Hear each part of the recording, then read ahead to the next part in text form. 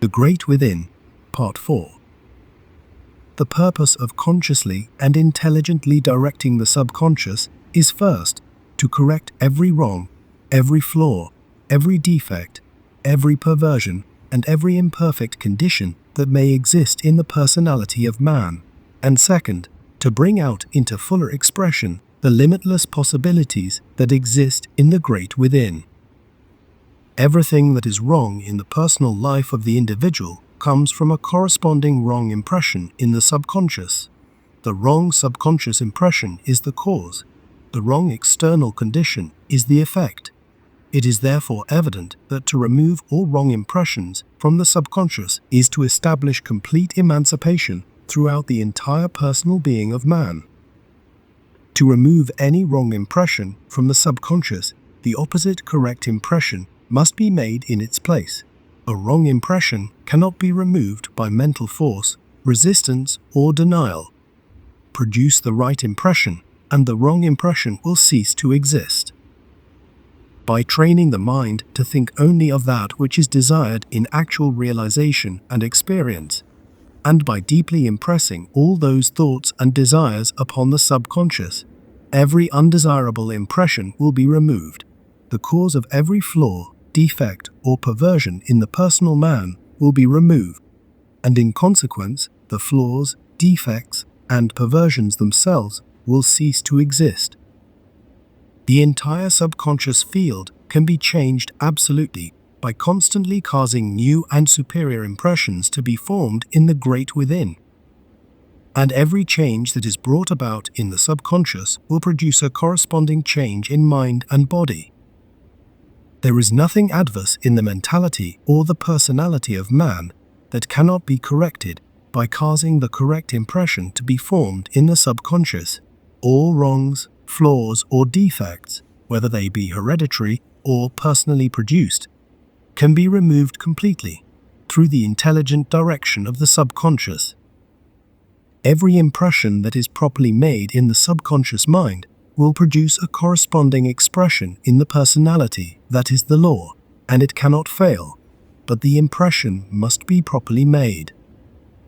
The subconscious does not respond to mere commands, because it neither reasons nor discriminates. It does not obey what it is told to do, but what it is impressed to do. It is the idea that enters into the subconscious that determines subconscious action, but the idea must not simply be given to the subconscious. It must enter into the subconscious. The idea that predominates in mind while the subconscious is being directed is the idea that will be impressed. Therefore, negative desires will impress the subconscious to do the very opposite to what is desired by the desire. To direct the subconscious to remove sickness is to impress the idea of sickness, because the mind thinks principally of sickness at the time. In consequence, more sickness will be produced.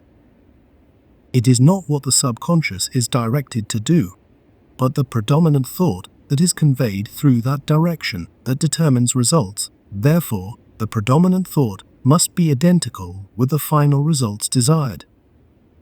When health is desired, no thought whatever should be given to sickness. The subconscious should not be directed to remove sickness, but should be directed to produce health. The subconscious should always be directed to produce those qualities and conditions that are desired, but those conditions that are to be removed should never be mentioned in mind. Adverse conditions will disappear of themselves when true conditions are established, but the mind cannot impress, create, and establish the true while attention is being concentrated upon the adverse. To direct the subconscious not to do thus or so is to impress the subconscious to do that very thing. When you try to impress the subconscious with the idea that you do not wish to get sick anymore, you have sickness in mind, and it is the idea that you have in mind that you impress upon the subconscious. To remove sickness, forget sickness absolutely, and impress upon the subconscious the idea of health, and that idea alone. Desire health with all the power of mind, and fill both sides of mentality, conscious and subconscious, so completely with that desire that every thought of sickness is forgotten. A denial will impress upon the subconscious the nature and the power of the very thing that is denied. Therefore, to deny evil or resist evil is to produce causes in mind that will, in the coming days, produce more evil. To try to deny away adverse conditions is to continue in perpetual mental warfare with those very things that mind is trying to destroy.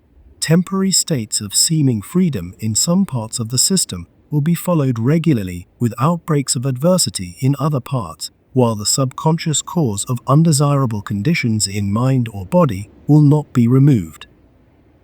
So long as we continue to resist or deny evil, we will think about evil. And so long as we think about evil, evil will be impressed upon the subconscious, and whatever we impress upon the subconscious, that the subconscious will reproduce and bring forth into the personal life.